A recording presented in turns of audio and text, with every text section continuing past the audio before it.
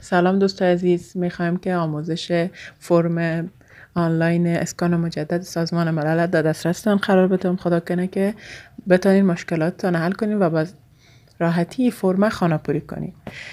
در ابتدا وقتی که وارد سایت میشیم با معلوماتی که سازمان ملل در این سایت با ما در دسترس ما قرار داده مواجه میشیم که گفته ای فرم به خاطر کی هست و چه شرایطی باید داشته باشن و چگونه باید خانه‌پوری شود.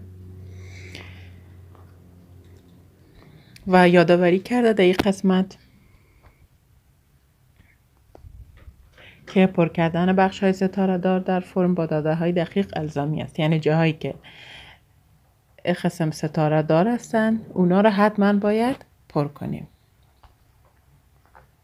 در ابتدا باید تایید کنیم که تمام اطلاعاتی که ما اینجا وارد میکنیم ما قبول داریم که با سازمان ملل در دسترسش اطلاعات ما قرار بگیره. بله را انتخاب میکنیم و باقی مانده فرم برای ما معلوم میشه. سوال دومی است که باید حتما جواب بدیم چون ستاره داره و گفتیم که فیلدها یا همو گزینه های ستاره دار حتما باید خانه‌پوری شود. آیا این درخواست یا سوال را قبلا از طریق دیگری با کمیساریای حالی پناهندگان سازمان ملل متحد مطرح کرده اید؟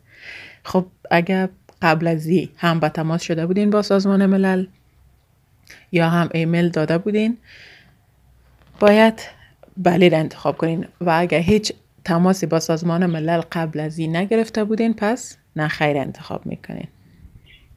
سوال سومش چه سال وارد ایران شده اید؟ هر سالی که شما وارد ایران شدین او سال به میلادی وارد میکنین. 2022 21 یا هر سالی که بوده و حتی اگر تاریخش هم یادتان باشه بهتر است که انتخاب کنین و وارد کنین. کشور محل زندگی فعلی. یک نکته را باید یادآوری کنم که کسایی که فرم خانه‌پوری میکنن باید حتما در ایران زندگی کنن. کسایی که پاکستان زندگی میکنن یا در داخل افغانستان این فرم خانه‌پوری کردنش به اونا هیچ فایده‌ای نداره چون این فرم فقط به اشخاصی است که داخل ایران هستن، غیر قانونی هستن،